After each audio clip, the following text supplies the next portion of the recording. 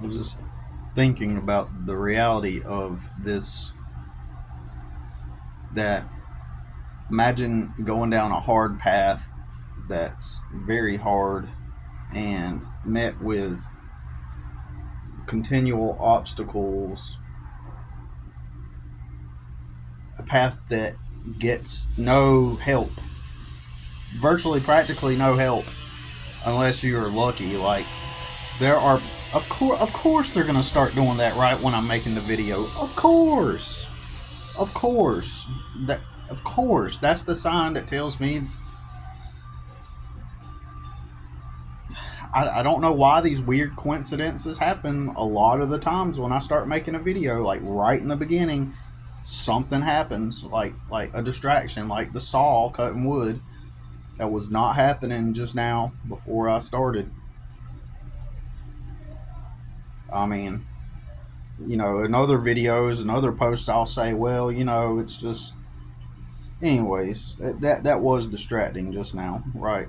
I couldn't hear myself talk in that moment, but I'll try to get back on point and try to remember what I'm saying.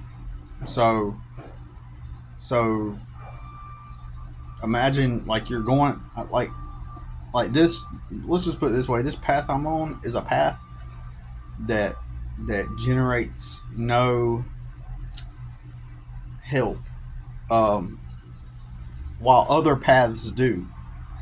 Imagine going down a path that is truly hard, yet it's not acknowledged as hard. In fact, it's deemed as easy, you know, and so there's no social reward. There's no people rooting you on. There's no people legitimately cheering for you, or trying to support you. In fact, most of the time, the people that you do attract are people who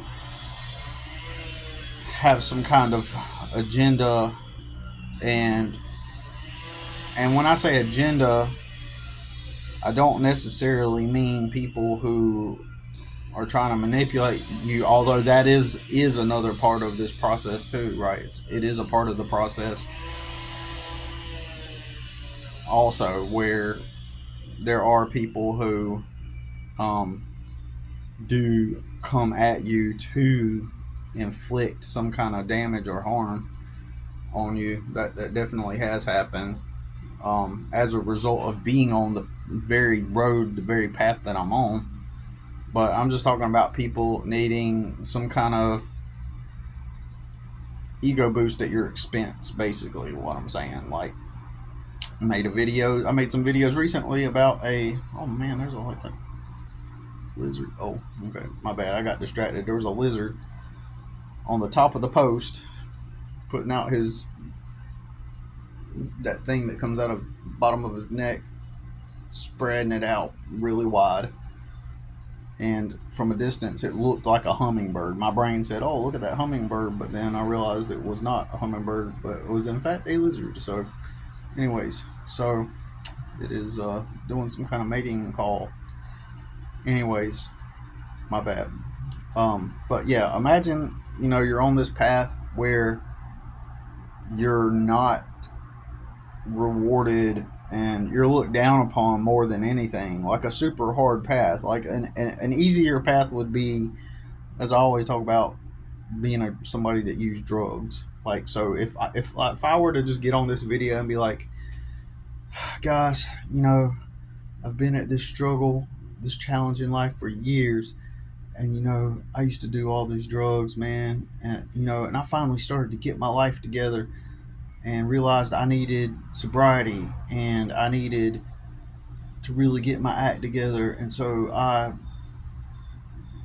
put put all the drugs away and decided to flushed it down the toilet, and I decided to get a job and build my life back. Like, if I were to have that kind of script, then you know you see a lot of those people, they're just suddenly surrounded by people that proclaim, "Oh my God, you're so incredible! You're such an amazing person.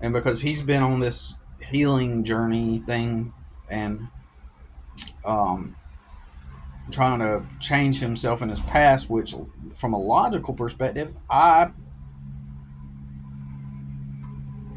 have to agree that that's a good thing, but I don't have any emotional investment in his change.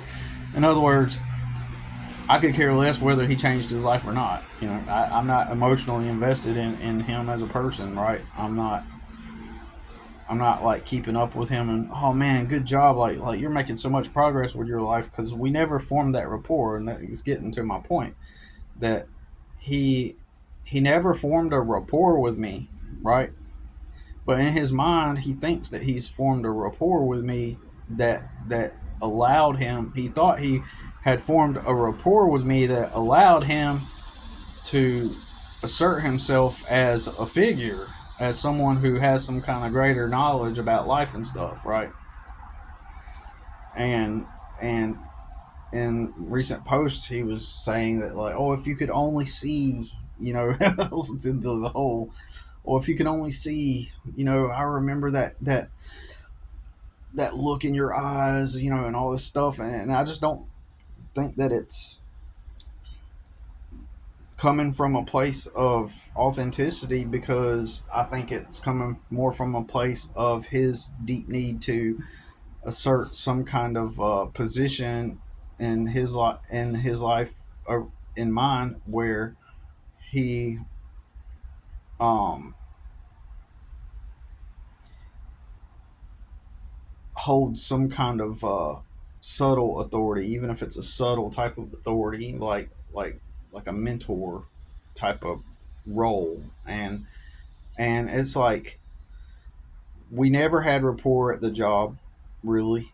So that's the first thing to question. In retrospect, like, we never had any kind of rapport at the job. One time, someone said that at the job he was joking around with me, and I walked outside after break, and that guy was sitting down. This other guy was sitting down, and he was like, "Billy Badass," right?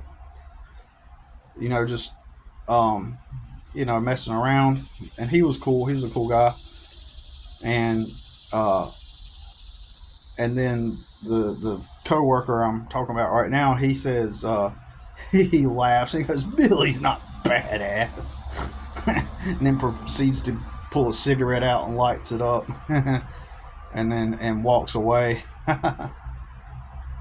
So and so that is that overt disrespect that you demonstrate towards me, like in that moment, like you lack it, and just in general, you lacked the realization that you never built a rapport with me like that, and in fact you actually disrespected me. But in your mind, you think, oh yeah, we were just former co-workers, and let me send you a friend request on Facebook. That's kind of weird, right? That's kind of, and then years ago, when I was doing my art, he did buy a painting from me, right, that I did, and I kind of felt that when he was trying to buy the painting, uh, I'm not sure if it was an authentic, like, oh cool, you got a painting, like, um, I didn't feel like it was coming from a place of, oh cool, you got a painting, I'd love to buy that from you. I felt like it was an assertion of, and I really honestly can't go into the details of how and why I feel this way, but it was just my intuition picking up on this, that, like, I didn't feel like it was an authentic, hey, I like that and I want to buy it from you. I felt like it was more of a um, psychological desire to insert some kind of dominance over me psychologically, where he's supporting me, right? Um,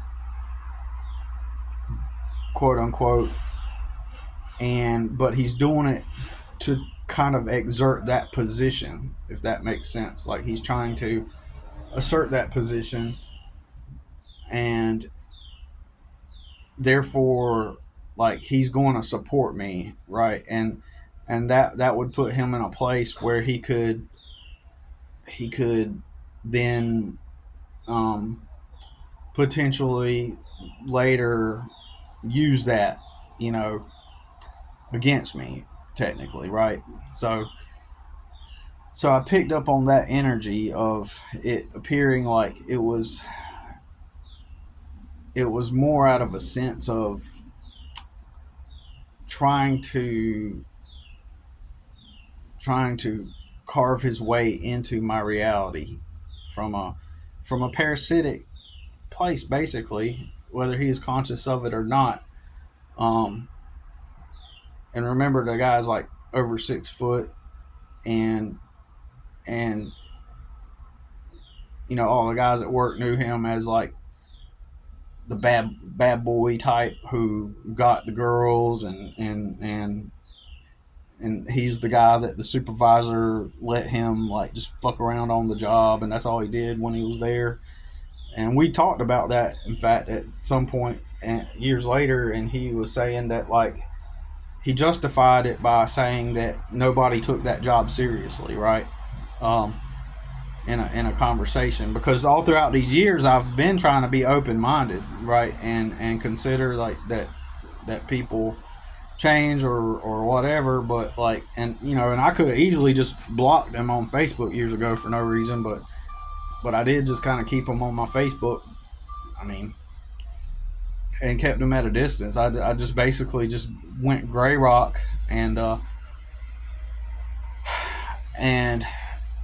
I would do lives on my Facebook years ago a lot, and I was trying to practice speaking, practice doing videos, and he would be like one of the only people that would hop up on there, right? And I just, at the end of the day, it's like I never felt a rapport with him, but he's was constantly a looming figure, constantly there, on my posts and my comments. And I kind of got this impression because he made a post about his awareness, becoming aware spiritually, because he's on the spiritual path now too, and about how, like, he'd go to all these blue collar jobs. He talked about how he went to all these blue collar jobs, and there'd be these gamma males, like basically weak, fragile males who just clock in and do what they're told. And he was talking about how he'd go into these work environments and he'd be surrounded by these gamma males, and blah blah blah. I can't remember what his post was about, but I kind of got the impression that what he would do is go to these different jobs, and he would exert himself through physical dominance of being a tall, big guy, and joking around and using that humor to leverage, to have the ability to fuck off and kind of dominate over men who are clearly weaker than him in different ways. And he got a sense of superiority out of that, and it fed whatever thing that he had going on where he needed that sense of dominance and superiority over other people. But he wouldn't do it in an environment where that dynamic didn't exist. So he would not do it in a job environment where he would not do that in a job environment where he did not perceive the other guys as weaker. So he'd probably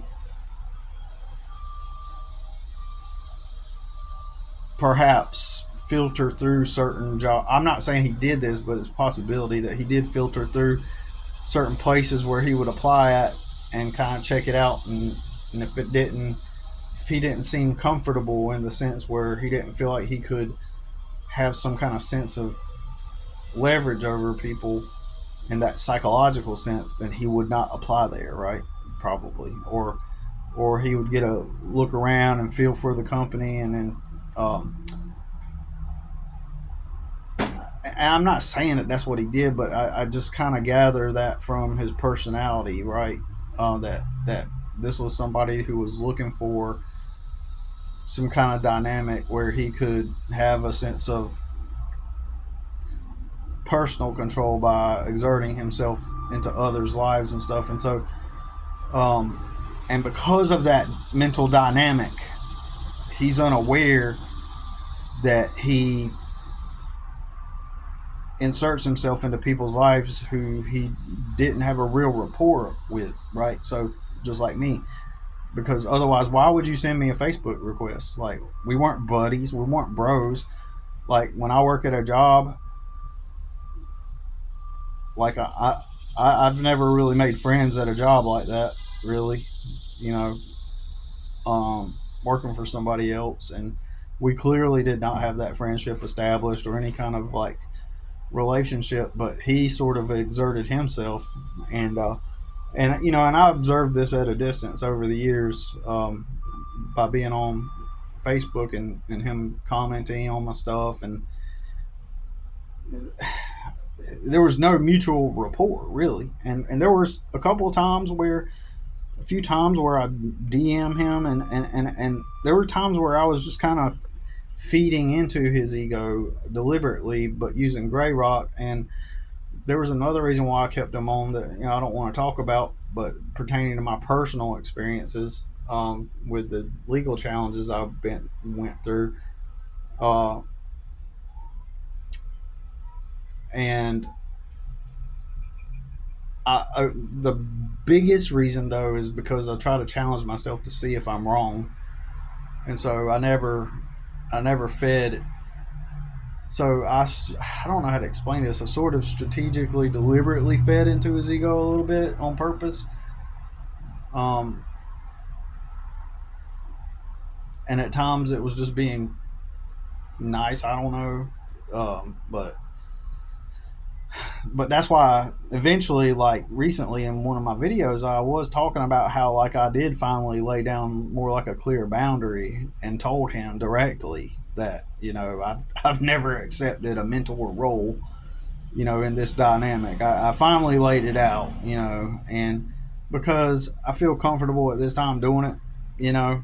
In the past, I didn't. I had my good reasons, but I felt at this point, like when I'm talking about stuff and he comes on there and talking about, oh, I wish you could just see, you know, like I overall I felt he's created like a looming presence, on there, and you know, and I try to steer clear of people who think that they've gained that kind of rapport with me, who feel like that they have some kind of position. Uh, yeah, I try to like filter that out, that kind of behavior out, because like if you have a life that I want to live, and I believe and perceive that you have something that you could offer me, then I will definitely inquire, right? uh, but uh, so, anyways, I forgot where this conversation. I forgot where this monologue was going exactly, but this is one of the paths that I'm on. Is one that has no reward, no social reward. It's a very, very, very hard path. I've been challenging AI. I've been going on AI and asking AI to dissect everything, and I lifted all variables like, should I get a part-time job? Should I get a full-time job working for somebody else? And what would be most economically feasible in my position right now, staying at my mother's? What would be the most economic, feasible, logical approach forward, not based on society's expectations or tropes, not based on what society says is the right way or the best thing to do, but based on, you know, what is the reality of the situation? Like, what is the reality of my situation, and how can I move forward to gain a foothold in my life, and get my own place, and be in a place where I can stack and save money. You know, I've asked AI, am I wrong? Give me the brutal, honest, unfiltered truth. I asked AI, are you programmed to be biased towards me or inclined to give me things that I want to hear? Basically, the AI said yes. And I said, well, give me the brutal, honest truth without being in my favor, you know, just based on practicality, like just based on real, actual numbers, real, actual facts, not what society says is right or wrong or moral.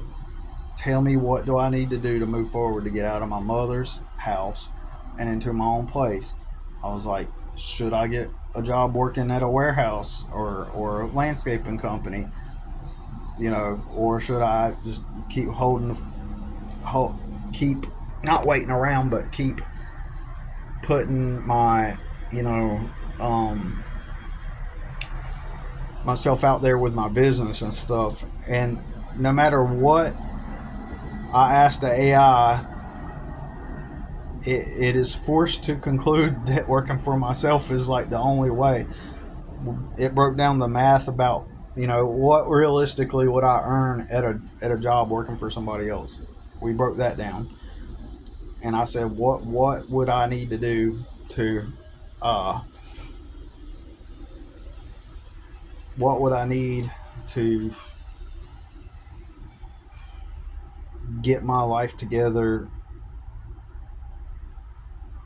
or could I go work at a entry level job, which is the only jobs that will hire me, between 13 to $17 an hour, and the AI says that it, based on the pure third grade math, of it, which is basic math, right?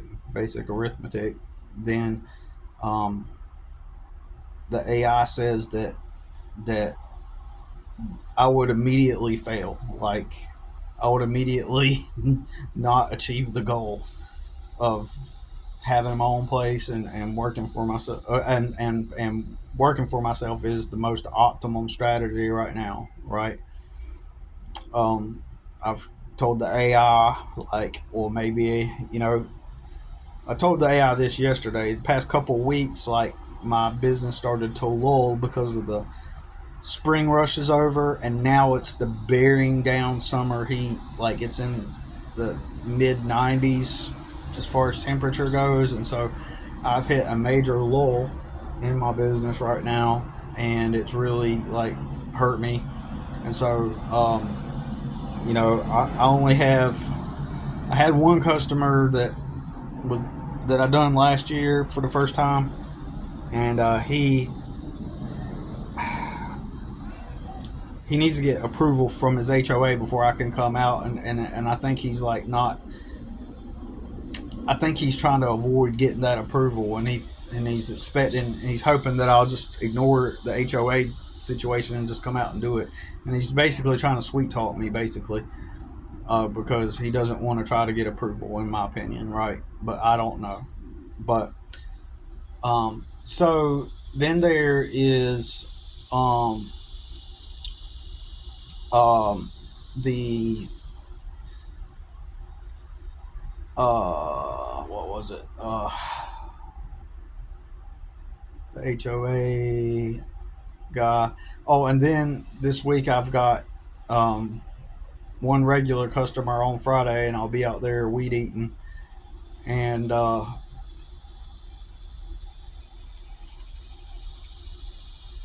then I got possibly another customer I do weekly, but I did a lot of work on their property over the past last week, so I'm not sure if they'll have me out. But and then I've got the place where I used to live. I can go do some work over there, and I do have that down, to go do some work over there. So I guess my main point is that, like, um, I've got a little bit of revenue coming in from different places, but I've kind of hit a lull, and it's affected my budget, or not my budget, but my bank account, I should say. Uh, and and so the plan moving forward is I'm going to call up some some builders, people that build houses. I'm going to call up estates that I'm going to figure out a way to contact estates where people have like maybe recently died and they're in probate and they need somebody to come out and maintain the property. I'm gonna look into doing that. Um, um, and this is a far shot. This is a long way off in October, but I'm gonna go ahead and get a pitch together for a whole neighborhood, and pitch um, a business plan, or to do the whole entire neighborhood, all the homes in this little neighborhood, where I already have had one, two, three, four, five houses in that one neighborhood.